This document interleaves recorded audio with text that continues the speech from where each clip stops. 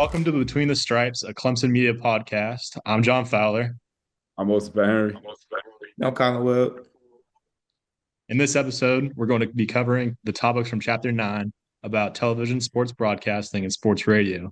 And later on, we'll be hearing from our guest, Avieon Terrell, about his experiences with sports coverage. So, to start us off, uh, between play-by-play announcers, color commentators, and sideline reporters, which role do you think have the most impact on a game is presented to the audience? I believe personally, I think play-by-play because I feel like it gets the crowd more involved, and I think when they're going specifically play-by-play, the crowd get to see replays because some people be watching TV and they don't get to see what's going on the field. So I just believe that having that play-by-play, they get to see just in case like they miss something. So yeah. Yeah, I also agree with you, Olsen, because I feel like with the commentator just doing it play by play, it just builds like intensity and action. You know, you, I feel like it's really a very important part of the game because not only like you said, if you're not watching the game, like just the intensity to build up the suspense. Because you never hear a reporter just talking regular in a robot voice, just being boring. It's always amped up, and just the intensity is very high, and it just builds more impact to the game and just play by play and what's happening next. Yeah, absolutely. I agree with you guys. I definitely think the play-by-play announcers play a huge role. I think most important role in kind of like the atmosphere of a game. But I also think like sideline reporters play a huge role into it too. Because like especially watching from like home, watching a game, you see a sideline reporter go in, have a little interview with one of the coaches or players, and it kind of gives this whole little personal aspect to the entire like production and everything. So it's really cool as well. And then moving on, do you guys think that play-by-play announcers face more pressure since social media is like so prevalent and like anyone can clip anything that they say or and it can be taken out of context? Or do you think that announcers can like use that to their advantage and like almost like clip farm to kind of gain popularity? I for sure think that they got a lot of pressure because people could grab some from the play and turn it into a troll on the internet, and so you don't really know what really going on for real, for real. So I just think like, I mean, the people gonna do their job, but like, there's always gonna be people that's gonna grab from what they want or like a play that was bad, and they just gonna make it up and try to change it up on if it was a good player or try to make it like a troll. So I think it goes both ways in terms of like them having pressure, but like the randoms just doing what they want. So yeah.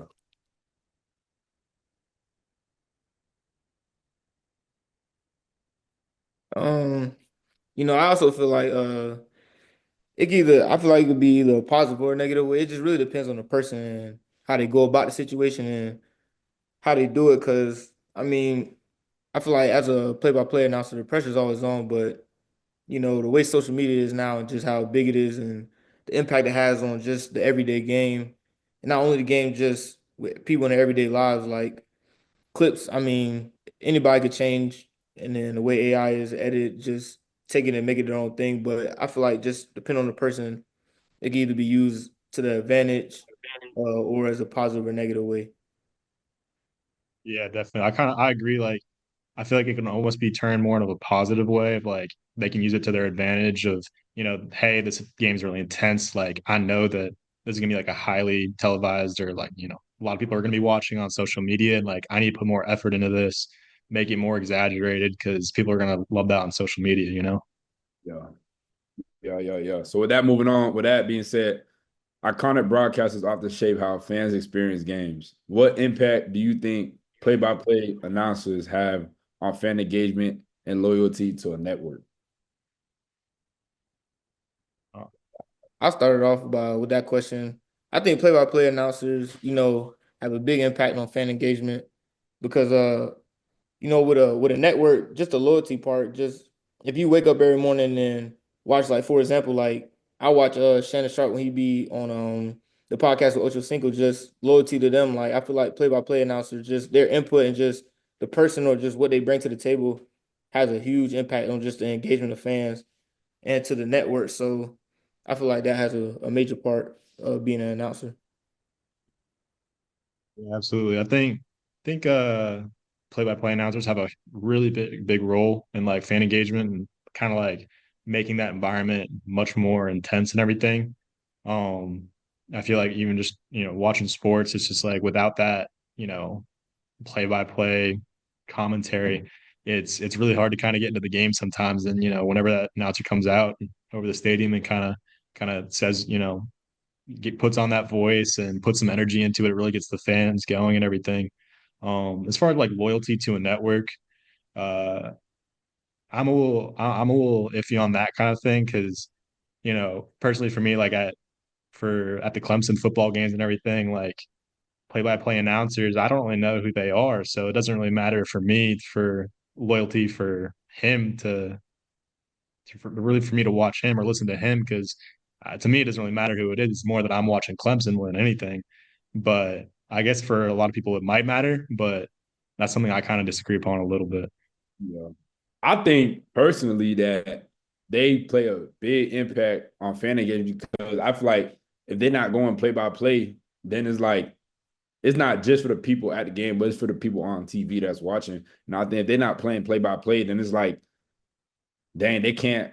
What if they don't got like a specific app where they could go back or like they actually watching it live? So, and what you say about like the loyalty part, like people just there to watch the game. So I don't feel like because you got remember you don't know the people that's recording the game, so it's just more so like it's whatever for real. Because you don't they don't deserve loyalty based off like if you know them or something. Like they just doing their job. So that's how I feel. All right. You know, next question, I feel like with podcasts being increasingly popular and accessible, do you think that they'll eventually overshadow traditional sports radio, or is there still a unique space for live sports and radio and like the media landscape? I for sure think uh that's a good question. I think personally that there's more room for like other live sports. Like it could branch off to other things in terms of like one thing could do football, one thing could do basketball, one thing could do soccer. And I think it all intertwines together. So yeah. Yeah, I get you. Personally for me, it's like I don't think the way that I know that live sports on like ESPN Plus and everything is, kind of becoming more you know, popular and everything, but and like podcasts and all that sort of stuff is becoming more popular. But I don't think that it's, I just think sports like on TV is just too hard to kill.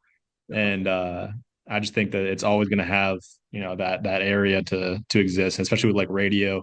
I think there's always going to be that area to just exist, especially with like people that like, drive to work every day. They're taking time to check in on the sports that they like, and podcasts ain't always going to be easy to pull up on your phone and everything. It might be easy to just turn on the radio, flick it on, and just listen to your favorite sports broadcaster on the radio on your way to work, on your way to school, really on the way to anything.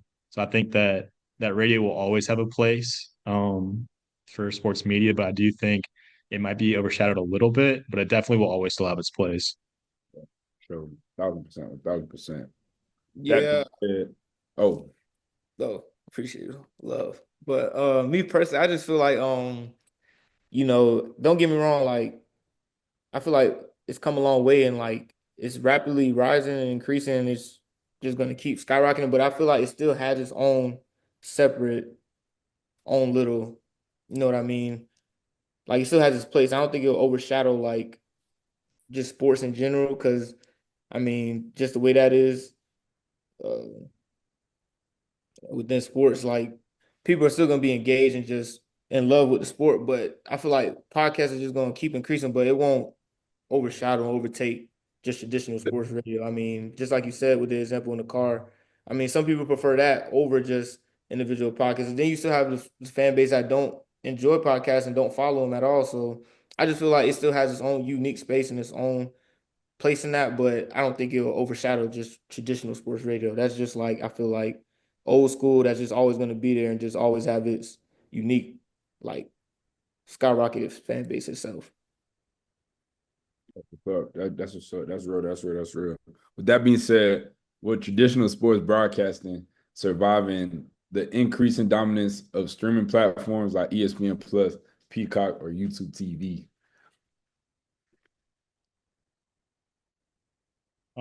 I really don't. I think it definitely will survive. I think traditional sports broadcasting, like I said, the same thing with radio. It's kind of like too much of a big thing to be shut down like that. I think that too many people like go out to like a bar or something on game days and go and watch, in other place besides their home. And I think that traditional sports broadcasting will always kind of like have its own home and fan bases and everything. And also, I don't think that people want to pay an arm and a leg for 7 different subscriptions and 8 different things to be able to tune into their favorite team. They'd rather pay for just, cable TV and get their traditional sports broadcast through that or some other place like that.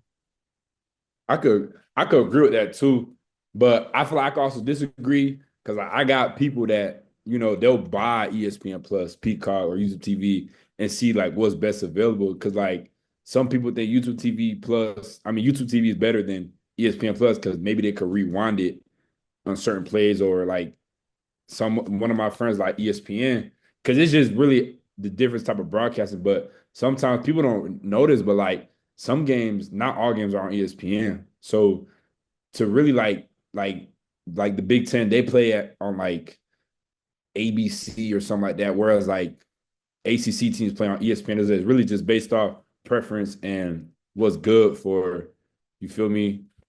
Yeah. I feel like with that question, I think it would be both sided. The reason I say like I'll disagree because just me personally, what I find interesting is that nowadays like people I know and just people I hang around, they don't use cable. Like their go to is always YouTube TV and Peacock and sports networks like that. And I feel like with the automatic we want rewind. You can always go back. Even games I miss, I just tend to just follow up with just coming into my room and just going on YouTube TV, like having that accessible. So I feel like with that dominance with those streaming platforms, I feel like it's gonna make it very hard to survive, especially the way just technology is. I mean, everybody pretty much has a smart TV, just not alone in their room, but in their bathrooms, just all around the house. So I feel like that's going to be a very big factor within that. But then you also agree because um, just the traditional sports side, it's just always going to have that special place and special spot, just everybody's go to, and just the old school tradition behind it.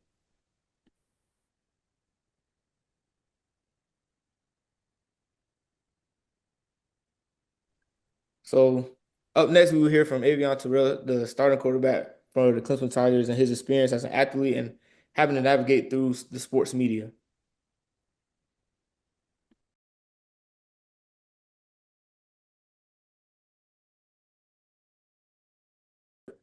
So we're here with Avieon Terrell, starting cornerback for the Clemson Tigers. Avieon, thank you for taking the time out today to join us.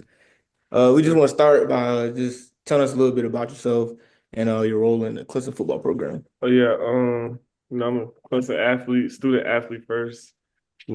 Got here from making plays in high school, but my role on the team is just being a lockdown corner for my team. Just to make the coaches proud. Yeah, I got you. So to start us off, college athletes get a lot more media attention today than they ever had before in the past. Do you pay attention to like what analysts and reporters say about you and kind of like how do you look at that sort of thing and what they say? I'm not gonna say I pay attention, but I see what they be saying.